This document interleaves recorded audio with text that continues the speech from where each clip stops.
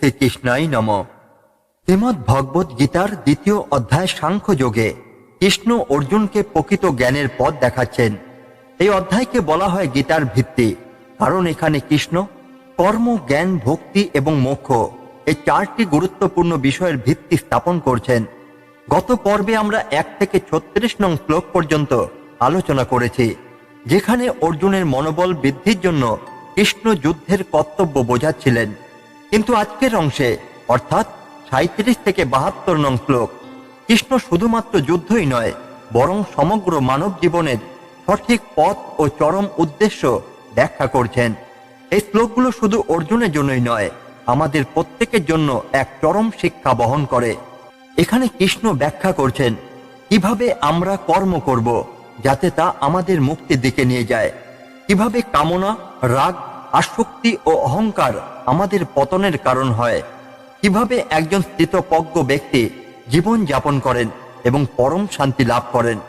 এই শ্লোকগুলো শিক্ষা অনুসরণ করলে কাজের মধ্যে থেকেও কিভাবে অশান্তি এড়ানো যায় তা শিখতে পারবো, কিভাবে মনকে সংযত ও স্থিতিশীল রাখা যায় তা বুঝতে পারবো, কিভাবে প্রকৃত সুখ ও মুক্তি লাভ করা যায় তার পথ খুঁজে পাবো। আজকের এই আলোচনা শুধু ধর্মীয় জ্ঞান নয়, বরং আমাদের দৈনন্দিন জীবনের দিশারি। এই শ্লোকগুলোর গভীর অর্থ বুঝতে পারলে আমরা কর্মের মধ্যে থেকেও নির্লিপ্ত থাকতে পারবো, ইন্দ্রিয়ের দাসত্ব থেকে মুক্ত হতে পারবো এবং সত্যিকারের শান্তি ও সাফল্যের পথ খুঁজে পাবো। তাহলে আসুন শ্রীকৃষ্ণের অমৃত বাণী থেকে শিক্ষা গ্রহণ করি এবং আমাদের জীবনকে সঠিক পথে পরিচালিত করি। হত বা প্রাপ্যস্যে স্বর্গং জিত্তা বা ভক্ষস্য মহিম তস্মাদ উত্তিষ্ঠ কন্তেয় যুদ্ধায় কৃত নিশ্চয়। এই কন্তেয়, যদি যুদ্ধে নিহত হও তবে স্বর্গ লাভ করবে, আর যদি বিজয়ী হও তবে পৃথিবীর রাজ্য উপভোগ করবে। তাই নিশ্চয়তা নিয়ে উঠে দাঁড়াও এবং যুদ্ধ করো।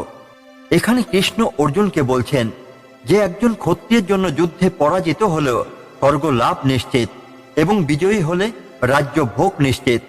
অর্থাৎ যুদ্ধে নামার ফলে শুধু লাভই আছে, ক্ষতির কোনো আশঙ্কাই নেই। একদিকে ধর্ম রক্ষার পুণ্য ফল, অন্যদিকে ভোগের সুযোগ। এই শ্লোক কেবল বাহ্যিক যুদ্ধেই নয়, জীবন সংগ্রামের ক্ষেত্রে প্রযোজ্য। কোনো মহৎ উদ্দেশ্য কাজ করলে ক্ষতির ভয় না রেখে সম্পূর্ণ আত্মবিশ্বাসের সঙ্গে এগিয়ে যেতে হয়।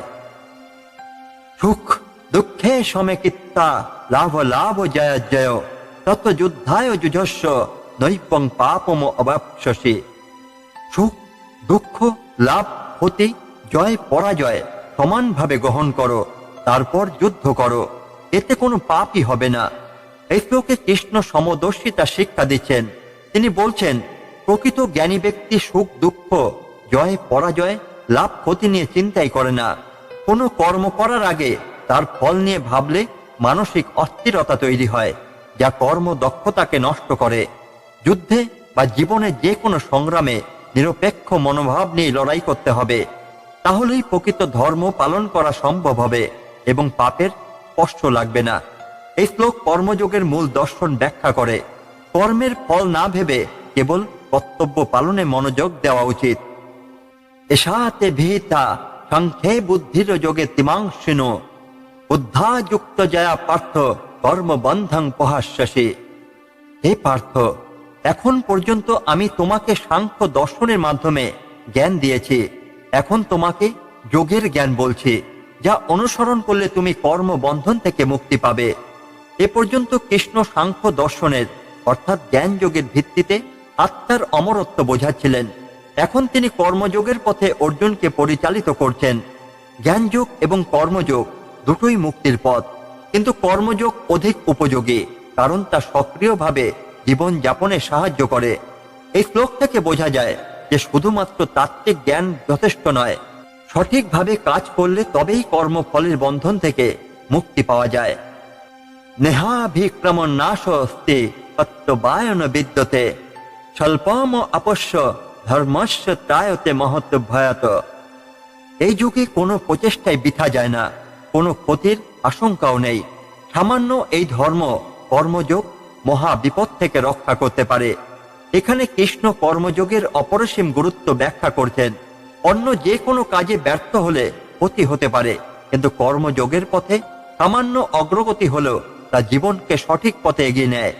ছোট ছোট ধার্মিক কাজও ভবিষ্যতে আত্মার উন্নতির জন্য গুরুত্বপূর্ণ ভূমিকা পালন করে।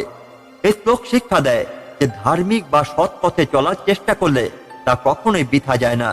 এমনকি সামান্য ভালো কাজও ভবিষ্যতে বড় রূপ নেয়। ব্যবসায়াত্মিকা বুদ্ধির একেহা কুরুনন্দন বহু শাখা হেনন্নাশ্চ বুদ্ধয় ব্যবসায়ী নাম। হে কুরুনন্দন, দৃঢ় সংকল্প থাকলে বুদ্ধি একনিষ্ঠ হয়, কিন্তু যারা সংকল্পহীন তাদের বুদ্ধি অসংখ্য শাখায় বিভক্ত হয়ে যায়। এ শ্লোকে কৃষ্ণ দৃঢ় সংকল্পের প্রয়োজনীয়তা বোঝাচ্ছেন। যারা একাগ্র চিত্তে কোনো মহান লক্ষ্যকে ধরে রাখে তারা সাফল্য লাভ করে, কিন্তু যারা সব দিকেই দৃষ্টি দেয় তারা কোনো কিছুতেই সফল হয় না। জীবনে যদি আমরা বহু বিষয়ে মনোযোগ দিই এবং কোনো একটি বিষয়ে দৃঢ় না থাকি তবে সফল হওয়া কঠিন। তাই সঠিক লক্ষ্যে একাগ্রতা ও নিষ্ঠা রাখতে হবে।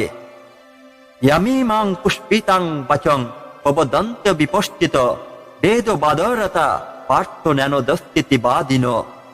হে পার্থ, যেসব নির্বোধ ব্যক্তি ফুলের মতো মিষ্টি কথা বলে, যারা শুধু বেদের আচার অনুষ্ঠান নিয়ে মগ্ন থাকে এবং মনে করে যে এর বাইরে আর কিছুই নেই, তারা প্রকৃত জ্ঞানী নয়।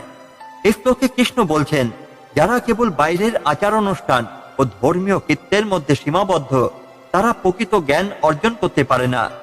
ধর্ম কেবল আচার নিষ্ঠতাই নয়, বরং তা সত্য উপলব্ধির পথ।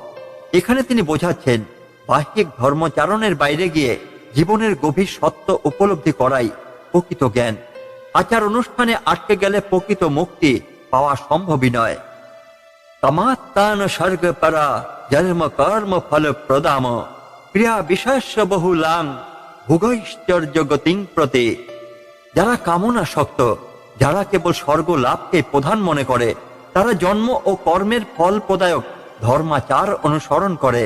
তাদের ধর্ম আচার ও বিভিন্ন ক্রিয়াকলাপে পরিপূর্ণ এবং তাদের লক্ষ্য কেবল ভোগ ও ঐশ্বর্য লাভ। এই শ্লোকে কৃষ্ণ বোঝাচ্ছেন, কিছু লোক ধর্ম কর্ম কেবল পার্থিব ও স্বর্গীয় ভোগের জন্যই করে। তারা আত্মার মুক্তি বা পরম সত্য উপলব্ধির পরিবর্তে শুধুমাত্র জন্ম, মৃত্যু, স্বর্গ, ঐশ্বর্য লাভের মধ্যেই আবদ্ধ থাকে। প্রকৃত ধর্ম কেবল স্বর্গের আকাঙ্ক্ষাই নয়, বরং আত্মার উন্নতি ও মোক্ষ লাভ। এটি আমাদের শেখায় যে ধর্মকে শুধুমাত্র বস্তুগত বা স্বর্গীয় সুখ পাওয়ার জন্য ব্যবহার করা উচিতই নয়। প্রকৃত ধর্ম হলো মোক্ষের পথ। ভোগৈশ্বর্য পোষক কান্তানাং তাজা প্রহিত চেতসাম ব্যবসায়িকা বুদ্ধি সমাধন বিদীয়তে। যাদের মন ভোগ ও ঐশ্বর্যে আসক্ত তাদের চেতনা বিভ্রান্ত হয়ে পড়ে এবং তারা স্থির ও একাগ্রচিত্ত হতেই পারে না। এই শ্লোকে বলা হচ্ছে, যারা পার্থিব সুখ ও ঐশ্বর্য অর্জনের চিন্তায় মগ্ন তারা আধ্যাত্মিক জ্ঞানের পথে একাগ্র হতেই পারে না। বুদ্ধি বিভ্রান্ত হতে পারে, ফলে মোক্ষের পথে তারা অগ্রসর হতে পারে না। এটি আমাদের শেখায় যে আসক্তি ও আকাঙ্ক্ষা থেকে মুক্ত হয়ে একাগ্র চিত্তে ঈশ্বরের দিকে এগোতে হবে। শুধু ভোগ বিলাসের চিন্তা করলে স্থিরতা ও প্রকৃত জ্ঞান অর্জন করা সম্ভবই নয়। ত্রৈগুণ্য বিষয়া বেদানৈত্য গুণ্য ভবর্জুন নির্দ্বন্দ্ব নিত্য সত্যস্থ নির্যোগ্য ক্ষেম আত্মবান। বেদত্রয় কর্মকাণ্ডীয় অংশ ত্রিগুণের সত্য রজ তম দ্বারা প্রভাবিত।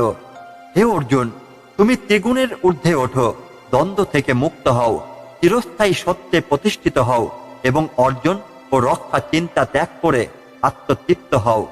এখানে কৃষ্ণ বলছেন, বেদের কিছু অংশ কেবল কর্মফল ও পার্থিব জীবনের উন্নতির জন্য নির্দেশ দেয়, যা ত্রিগুণ দ্বারা প্রভাবিত। কিন্তু একজন সত্যিকারের জ্ঞানী ব্যক্তি এই ত্রিগুণের ঊর্ধ্বে উঠে যায় এবং সনাতন সত্যে স্থিত থাকে। এই শ্লোক আমাদের শেখায় যে পার্থিব সুখ দুঃখের দ্বন্দ্বে না জড়িয়ে আত্মজ্ঞান ও মোক্ষ লাভের পথে চলতে হবে। কেবল বস্তুগত অর্জন ও রক্ষার চিন্তা না করে নিজের আধ্যাত্মিক উন্নতির দিকেই মনোনিবেশ করা উচিত। জবান অর্থ উৎপানে সর্বত সম্প্লুত দকে তবান সর্বেষু বেদেষু ব্রহ্মণস্য বিজানত। যেমন একটি ছোট কূপের জল প্রয়োজন থাকে না যদি চারিদিকে বিশাল জলাশয় থাকে, তেমনি একজন জ্ঞানী ব্যক্তি সমস্ত বেদ অধ্যয়নের প্রয়োজন অনুভব করে না, কারণ সে সর্বজ্ঞানে প্রতিষ্ঠিত। এখানে বোঝানো হচ্ছে, বেদের মূল উদ্দেশ্য হল আত্মজ্ঞান অর্জন করা। যারা সত্য উপলব্ধি করেছে তাদের জন্য বাহ্যিক আচার বা বিশদ শাস্ত্রীয় জ্ঞানের প্রয়োজনই নেই। যেমন বিশাল জলাশয়ের কাছে থাকলে ছোট কূপ খোঁজার দরকারই হয় না, তেমনি প্রকৃত জ্ঞানী ব্যক্তি সমস্ত বাহ্যিক ধর্মীয় আচার থেকে মুক্ত হয়ে চিরন্তন সত্যে স্থিত হয়। এই শ্লোক আমাদের শেখায় যে কেবল গ্রন্থ জ্ঞান যথেষ্ট নয়, বরং সত্য উপলব্ধি মুখ্য। কর্মণ্যে বাধিকারস্তে মা ফলেষু কদাচন মা কর্ম ফল হেতুর্ভূমা তে সঙ্গস্থ কর্মণি। তোমার শুধু কর্ম করার অধিকার আছে, কিন্তু কর্মর ফলের উপর তোমার কোনো অধিকারই নেই। তুমি কখনো কর্মের ফলের উদ্দেশ্যে কর্মই করো না এবং কর্ম না করার দিকেও আসক্ত হয়েও না। এটি শ্রীমদ্ ভগবদ গীতার অন্যতম গুরুত্বপূর্ণ শ্লোক। কৃষ্ণ এখানে কর্মযোগের মূল নীতি বোঝাচ্ছেন। কর্ম করো, কিন্তু তার ফলের আশা করো না। যদি কর্মের ফল নিয়ে চিন্তা করা হয়, তবে কর্ম সম্পাদনের সময় একাগ্রতা নষ্ট হয় এবং ভয়, হতাশা, উদ্বেগ সৃষ্টি হয়। কর্ম করতে হবে দায়িত্ব ও কর্তব্যবোধ থেকে, কিন্তু তার ফল কি হবে তা নিয়ে উদ্বিগ্ন হওয়া উচিত নয়। কর্মের ফল ভগবানের ইচ্ছার উপর নির্ভরশীল, তাই কেবল নিষ্কাম কর্ম করাই প্রকৃত মুক্তির পথ। এই শ্লোকগুলো আধ্যাত্মিক মুক্তির পথে এক গুরুত্বপূর্ণ শিক্ষা দেয়। দায়িত্ব পালন করতে হবে, কিন্তু ফলাফলের প্রতি আসক্তি ছাড়তে হবে। এটি শুধু আধ্যাত্মিক ক্ষেত্রেই নয়, জীবনের সব ক্ষেত্রেই প্রযোজ্য।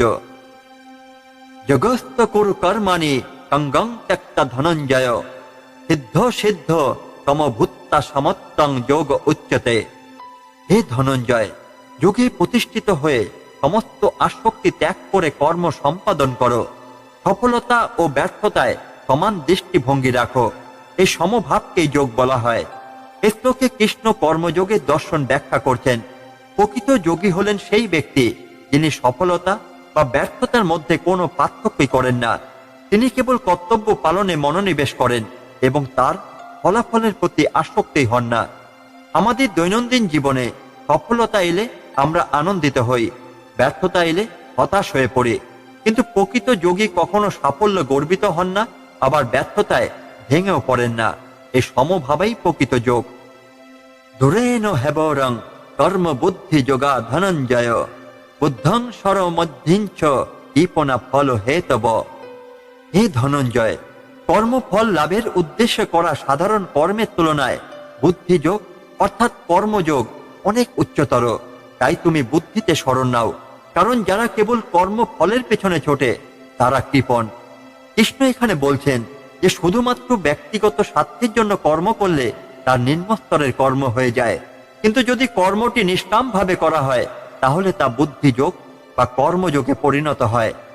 কৃষ্ণ এখানে বলছেন যে শুধুমাত্র ব্যক্তিগত স্বার্থের জন্য কর্ম করলে তা নিম্নস্তরের কর্ম হয়ে যায়, কিন্তু যদি কর্মটি নিষ্কাম ভাবে করা হয় তাহলে তা বুদ্ধিযোগ বা কর্মযোগে পরিণত হয়, যা মুক্তির পথ। এটি আমাদের শেখায় যে কেবল লাভ বা স্বার্থের চিন্তা করে কাজ করাই প্রকৃত বুদ্ধিহীনতার লক্ষণ। প্রকৃত জ্ঞানী ব্যক্তি কর্তব্য পালন করেন এবং তার ফলের চিন্তাই করেন না। বুদ্ধিযুক্ত জহাতীত উভে সুক্ষেত্র দুষ্কৃতে তস্মাদ যোগায় যুজস্ব যোগ কর্মসু কৌশলম।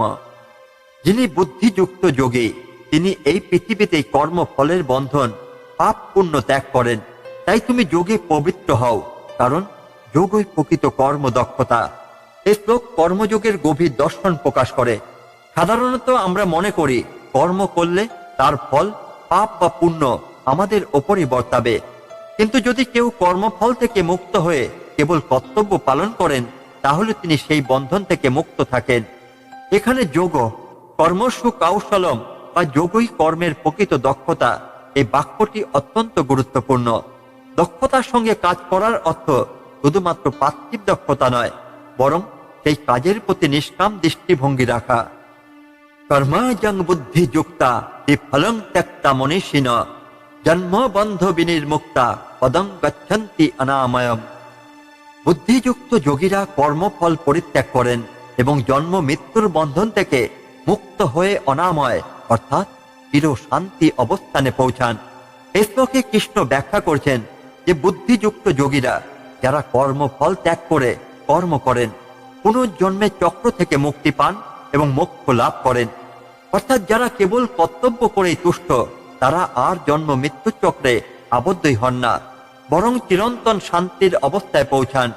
এটি বোঝায় যে আসক্তি ও কর্মফলের আকাঙ্ক্ষা ত্যাগ করলেই প্রকৃত মুক্তি সম্ভব।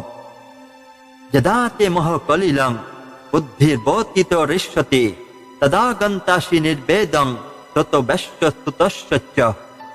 যখন তোমার বুদ্ধি মোহরূপ কলুষতা অতিক্রম করবে, তখন তুমি শ্রুত ও শ্রোতব্য সমস্ত বিষয়ে বৈরাগ্য লাভ করবে। এই শ্লোকে বলা হচ্ছে, যখন কেউ সত্য উপলব্ধি করে, তখন তার মন আর বাইরের জ্ঞানের উপর নির্ভরশীল থাকে না। সাধারণত আমরা নানা বিষয় পড়ে ও শুনে জ্ঞানার্জন করি, কিন্তু সত্যিকারের উপলব্ধি হলে বাইরের শিক্ষার উপর নির্ভরতা কমে যায় এবং স্বতঃসিদ্ধ জ্ঞান অর্জিত হয়। এটি বোঝায় যে আধ্যাত্মিক উপলব্ধি হলে বাহ্যিক বস্তু ও বিদ্যার প্রতি আকর্ষণ কমে যায় এবং অন্তর থেকে প্রকৃত জ্ঞান উদ্ভূত হয়। এই শ্লোকগুলো কর্মযোগের গভীর দর্শন বোঝায়। কর্ম করতে হবে, কিন্তু তার ফলের আশা করা যাবে না। সাফল্য ও ব্যর্থতাকে সমানভাবে গ্রহণ করতে হবে। যোগই প্রকৃত কর্ম দক্ষতা এবং তা পাপ পুণ্য থেকে মুক্ত করে। যখন প্রকৃত জ্ঞান আসে, তখন বাহ্যিক স্বাস্থ্যের উপর নির্ভরশীলতা কমে যায়। এই শিক্ষা শুধু আধ্যাত্মিক ক্ষেত্রেই নয়, আমাদের দৈনন্দিন জীবনেও কার্যকরী। কাজের ফল না ভেবে নিষ্ঠা ও একাগ্রতার সঙ্গে কাজ করলে মানসিক শান্তি ও সাফল্য দুটোই অর্জন করা সম্ভব। শ্রুতি বিপ্রতিপন্না তে যদা শাশ্বতে নষ্টিচলা সমাধ অচলা বুদ্ধিস্তদা জগম ব্যপসসি। যখন তোমার বুদ্ধি সমস্ত শাস্ত্রীয় জ্ঞানের মতভেদ অতিক্রম করে একাগ্র ও অচঞ্চল হবে এবং সমাধিতে স্থিত হবে, তখন তুমি প্রকৃত যোগ লাভ করবে। এই শ্লোকে কৃষ্ণ ব্যাখ্যা করছেন যে আধ্যাত্মিক পথে অনেকে নানা শাস্ত্র ও মতবাদের কারণে বিভ্রান্ত হয়, কিন্তু যখন বুদ্ধি স্থির হয়ে যায়, তখন সত্য উপলব্ধি হয়। এটি বোঝায় যে অতিরিক্ত শাস্ত্রীয় বিশ্লেষণের মধ্যে না গিয়ে একাগ্র চিত্তে আত্মজ্ঞানের পথে চলতে হবে। প্রকৃত যোগ তখনই আসে যখন মন সমস্ত মতভেদ পেরিয়ে স্থির হয়। অর্জুন উবাচ স্থিতোপজ্ঞস্য কা ভাষা সমাধিস্থস্য কেশব স্থিতোধিক্ঞে পৌভাষেত কিমাশ্রিত বজেত কিম। অর্জুন জিজ্ঞাসা করলেন, হে কেশব, স্থিতোপজ্ঞ স্থিতোধি অর্থাৎ আত্মজ্ঞানী ব্যক্তির লক্ষণ কি? তিনি কিভাবে কথা বলেন, কিভাবে বসেন, কিভাবে চলাফেরা করেন? এটি এক অত্যন্ত গুরুত্বপূর্ণ প্রশ্ন।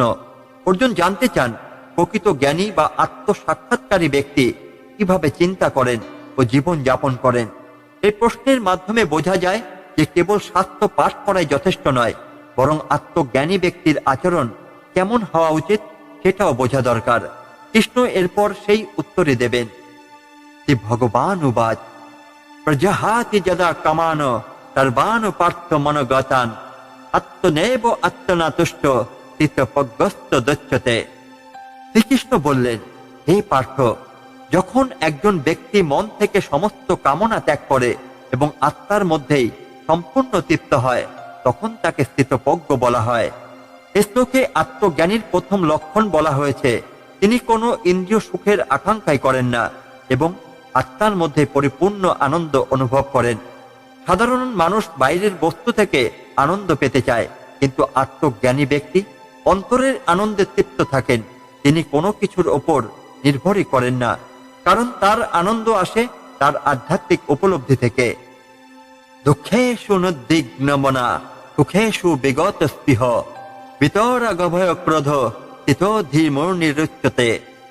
যিনি দুঃখে বিচলিত হন না, সুখে আসক্ত হন না এবং যিনি রাগ, ভয় ও আকাঙ্ক্ষা থেকে মুক্ত, তিনি স্থিতোধিমুনি অর্থাৎ জ্ঞানী ব্যক্তি।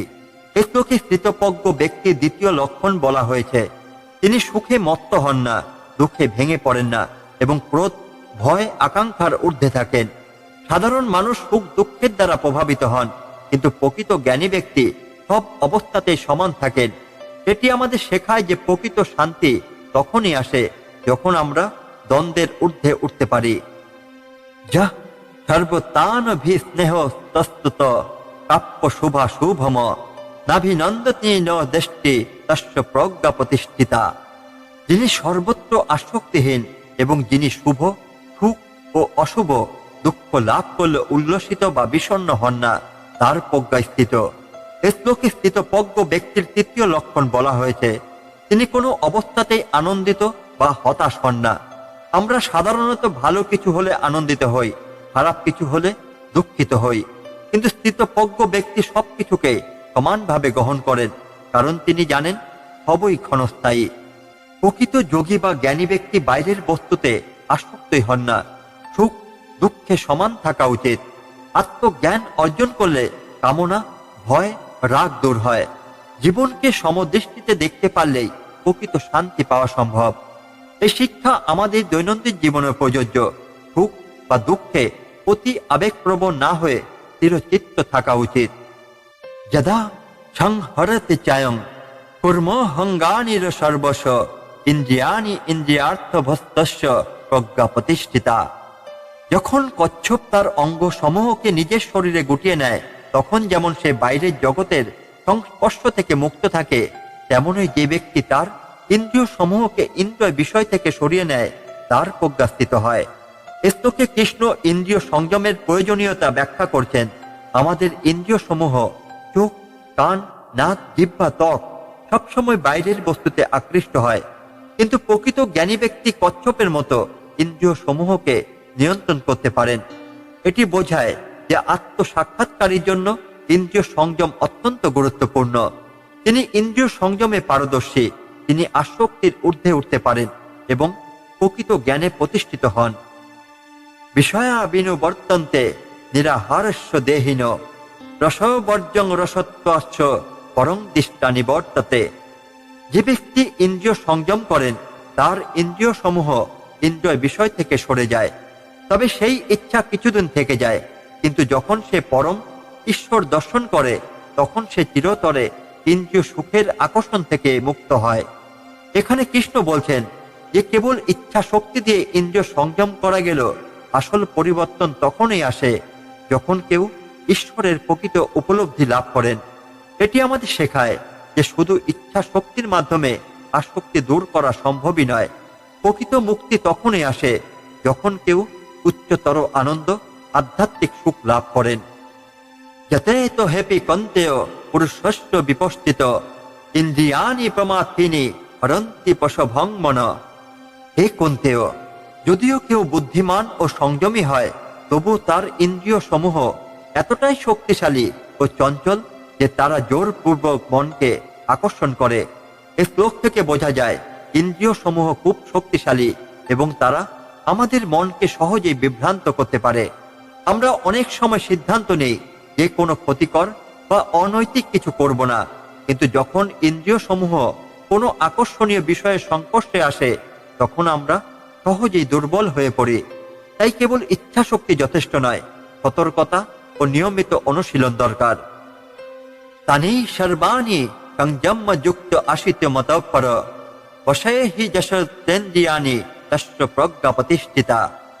যিনি সমস্ত ইন্দ্রিয়কে সংযত করেন এবং আমার কৃষ্ণের উপর মনোনিবেশ করেন, তিনি প্রকৃত জ্ঞানী এবং তার প্রজ্ঞা স্থিত হয়।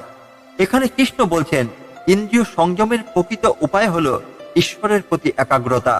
কেবল ইচ্ছা শক্তির মাধ্যমে ইন্দ্রিয় সংযম সম্ভব নয়, বরং কৃষ্ণ ভাবনায় স্থির হওয়াই একমাত্র উপায়। এই শ্লোক আমাদের শেখায় যে ইন্দ্রিয় সংযম মানে কেবল ইন্দ্রিয় বিষয় থেকে দূরে থাকা নয়, বরং মনকে উচ্চতর লক্ষ্যের দিকে নিবদ্ধ করাই আসল উদ্দেশ্য। ধ্যায়ত বিশ্ব যার নাম পুংস সঙ্গস্তেষু উপজায়তে সঙ্গাত সঞ্জায়তে কাম কামাত ক্রোধত্ব ভিজায়তে। যদি কেউ ইন্দ্রিয় বিষয় নিয়ে ধ্যান করে, তাহলে তার মধ্যে সেই বিষয়গুলোর প্রতি আসক্তি জন্মায়। আসক্তি থেকে কামনা সৃষ্টি হয়, আর কামনা পূরণ না হলে ক্রোধ জন্মায়। এই শ্লোকে কৃষ্ণ আমাদের মনে কিভাবে আসক্তি জন্ম নেয় এবং তার পরিণতি কি হয় তা ব্যাখ্যা করছেন। আমরা যখন কোনো ইন্দ্রিয় সুখ বা বস্তু নিয়ে বারবার চিন্তা করি, তখন তার প্রতি আমাদের আসক্তি জন্ম নেয়। আসক্তি থেকে প্রবল কামনা সৃষ্টি হয়। যদি সেই কামনা পূরণ না হয়, তাহলে আমরা রেগে যাই এবং বিবেকহীন হয়ে পড়ি। এটি বোঝায় যে আমাদের চিন্তাই আমাদের ভবিষ্যৎ গঠন করে। তাই আমাদের সচেতন হতে হবে যে আমরা কি নিয়ে ভাবছি। ইন্দ্রিয় সংযম ব্যতি রেখে আধ্যাত্মিক উন্নতি সম্ভব নয়। কেবল নিষেধাজ্ঞার মাধ্যমে নয়, ঈশ্বর চিন্তার মাধ্যমে ইন্দ্রিয় সংযম সম্ভব। আমাদের চিন্তাই আমাদের ভবিষ্যৎ নির্ধারণ করে, তাই ভালো চিন্তা করতে হবে। ইন্দ্রিয় সুখের প্রতি আসক্তি আমাদের ধ্বংসের দিকে নিয়ে যেতে পারে, তাই সতর্ক থাকা দরকার। এই শ্লোকগুলো আমাদের শেখায় যে ইন্দ্রিয় সংযম ব্যক্তিকে প্রকৃত জ্ঞান সম্ভব নয়, তাই আমাদের চিন্তা, আচরণ এবং ধ্যানের ওপর বিশেষভাবে মনোযোগ দেওয়া উচিত। প্রধান বুদ্ধি সম্মোহ সম্মোহাত স্থিতি ভ্রম স্থিতিভংসাদু বুদ্ধিনাশ বুদ্ধিনাশত পুনঃসতি। ক্রোধ থেকে মোহ, বুদ্ধি ভ্রান্তি জন্মায়। মোহ থেকে স্থিতি ধ্বংস ঘটে। স্থিতি ধ্বংস হলে বুদ্ধি নষ্ট হয়, আর বুদ্ধি নষ্ট হলে ব্যক্তি ধ্বংস হয়ে যায়। শ্লোকে কৃষ্ণ আমাদের মনে আচরণে কামনা ও ক্রোধের বিপজ্জনক পরিণতি ব্যাখ্যা করছেন। ধ্যান হলো আমরা যখন কোনো বস্তু বা ব্যক্তির প্রতি বেশি মনোযোগ দিই তখন আসক্তি জন্মায়, আর আসক্তি সেই বস্তু বা ব্যক্তিকে পাওয়ার প্রবল ইচ্ছা হয়, যা কামনায় রূপ নেয়। কামনা পূরণ না হলে ক্রোধ জন্মায়। ক্রোধ আমাদের বিবেক নষ্ট করে এবং যুক্তিহীন করে তোলে। সম্মোহ বুদ্ধি ভ্রান্তি, ক্রোধ আমাদের বাস্তবতা থেকে বিচ্ছিন্ন করে ফেলে। স্থিতিভংস অর্থাৎ স্থিতিনাশ, অতীত শিক্ষা ভুলে যায় এবং আমাদের আচার ব্যবহার নষ্ট হয়। বুদ্ধিনাশ অর্থাৎ বিচার শক্তি নষ্ট, আমরা সঠিক ও ভুলের পার্থক্য বুঝতে পারি না। প্রনাশ অর্থাৎ ধ্বংস, অবশেষে আমরা নিজেদের পতন ডেকে আনি। মনকে নিয়ন্ত্রণ করতে না পারলে ধ্বংস অনিবার্য। আমাদের চিন্তাকে শুদ্ধ রাখতে হবে, না হলে তা ক্রমশ পতনের দিকেই নিয়ে যাবে। রাগ দেশ বিমুক্তস্ত বিষয়ানিদ্রিয়শ্চরণ আত্মবৈশ্য বৃদ্ধিয় আত্মা প্রসাদ মধ্যে গচ্ছতে। যিনি রাগ ও আসক্তি থেকে মুক্ত হয়ে ইন্দ্রিয় বিষয়গুলোর মধ্যে বিচরণ করেন এবং নিজের মনকে নিয়ন্ত্রণে রাখেন, তিনি পরম শান্তি লাভ করেন। এই শ্লোক আমাদের শেখায় পরম শান্তি তখনই আসে যখন আমরা আমাদের রাগ ও আসক্তিকে জয় করতে পারি। অনেকেই মনে করেন সম্পদ, খ্যাতি বা ইন্দ্রিয় সুখ পেলেই শান্তি আসবে, কিন্তু প্রকৃতপক্ষে এগুলোর আসক্তি থেকে মুক্তি পেলেই প্রকৃত শান্তি পাওয়া যায়। কৃষ্ণ এখানে আমাদের দুটি জিনিস থাকতে বলছেন, রাগ অর্থাৎ ক্রোধ, বিরক্তি, অসন্তোষ, আর আসক্তি বস্তুর প্রতি অতি আকাঙ্ক্ষা। এই দুটো যদি নিয়ন্ত্রণ করতে পারি তাহলে আমাদের অন্তরে প্রশান্তি আসবে। প্রসাদে সর্ব দুঃখনাং হানিরস্য পর্যায়তে প্রসন্ন চেতস্য হেসু বুদ্ধি পর্যবতিষ্ঠতে। যিনি প্রশান্ত মন লাভ করেন তার সমস্ত দুঃখ দূর হয়ে যায়, আর তার মন পরিষ্কার হয়ে গেলে তার বুদ্ধি দ্রুত স্থির হয়ে যায়। এই শ্লোকের মূল শিক্ষা হলো মন শান্ত হলেই জীবনের সমস্ত দুঃখ দূর হয়। একজন মানুষ তখনই দুঃখী হয় যখন তার চিত্ত অশান্ত থাকে, কিন্তু যিনি আত্মসংযমী, যিনি আসক্তি ও রাগমুক্ত, তার মন সবসময় শান্ত থাকে, তাই তিনি কখনোই দুঃখী হন না। শান্তি অর্থাৎ বুদ্ধির স্থিতিশীলতা, অশান্তি বিভ্রান্তি, দুঃখ, অনিশ্চয়তা।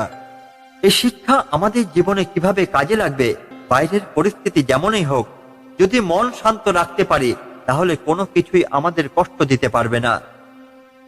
নাস্তি বুদ্ধির যুক্তস্য নঃ চায়ুক্তস্য ভাবনা নঃ চাভাবয়ত শান্তির শান্তস্য কুত সুখম।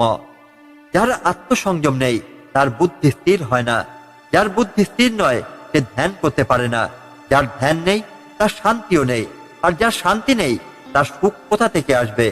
এই শ্লোকে কৃষ্ণ ব্যাখ্যা করছেন কেন আমাদের জীবন অশান্ত ও অসুখী হয়ে পড়ে। যার আত্মসংযম নেই তার বুদ্ধি স্থির হয় না, যার বুদ্ধি স্থির নয় সে ধ্যানই করতে পারে না, যার ধ্যান নেই তার মন অশান্ত থাকে, যার মন অশান্ত সে কখনোই সুখী হতে পারে না।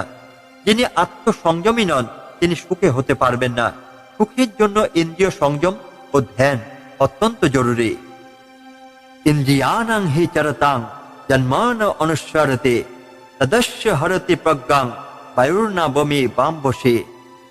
যদি মানুষের মন চঞ্চল ইন্দ্রিয় সমূহের পিছনে চলে যায় তবে তার বুদ্ধিকে এমন ভাবে নষ্ট করে দেয় যেমন প্রবল বাতাস একটি নৌকাকে ভাসিয়ে নিয়ে যায়।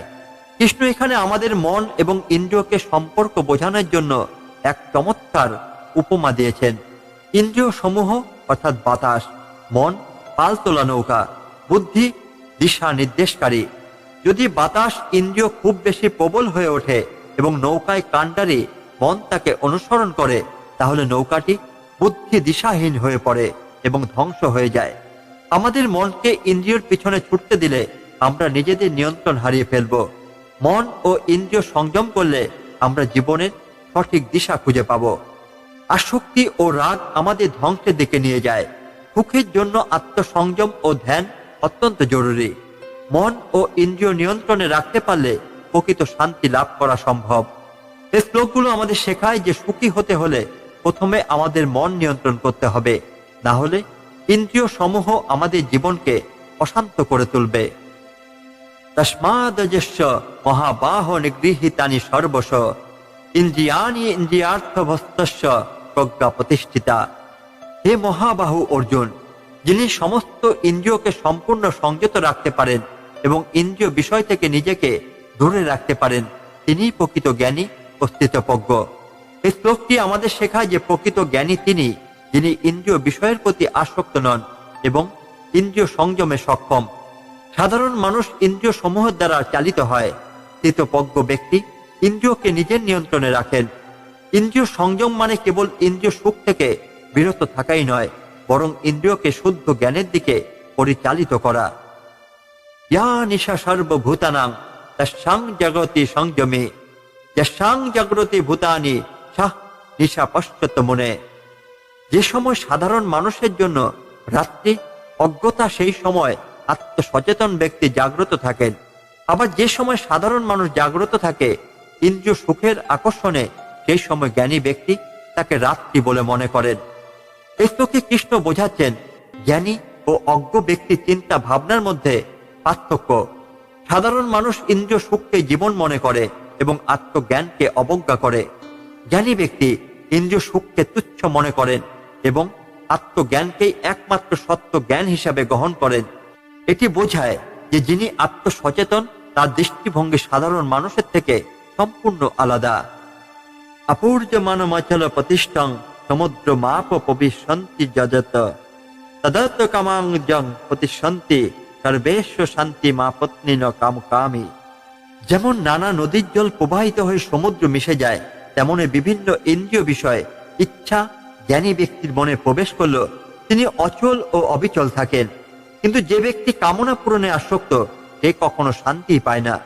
এ শ্লোকে কৃষ্ণ স্থিতপ্রজ্ঞ ব্যক্তিকে এক গভীর সমুদ্রের সঙ্গে তুলনা করছেন। সাধারণ মানুষ ইন্দ্রিয় সুখের আকাঙ্ক্ষায় অস্থির হয়ে থাকে। স্থিতপ্রজ্ঞ ব্যক্তি ইন্দ্রিয় সুখের প্রলোভন থাকলেও তিনি শান্ত থাকেন। যেমন সমুদ্র হাজার নদীর জল গ্রহণ করলেও অপরিবর্তিত থাকে, তেমনি একজন স্থিতপ্রজ্ঞ ব্যক্তি বহির্জগতের কোনো প্রভাবেই বিচলিত হন না।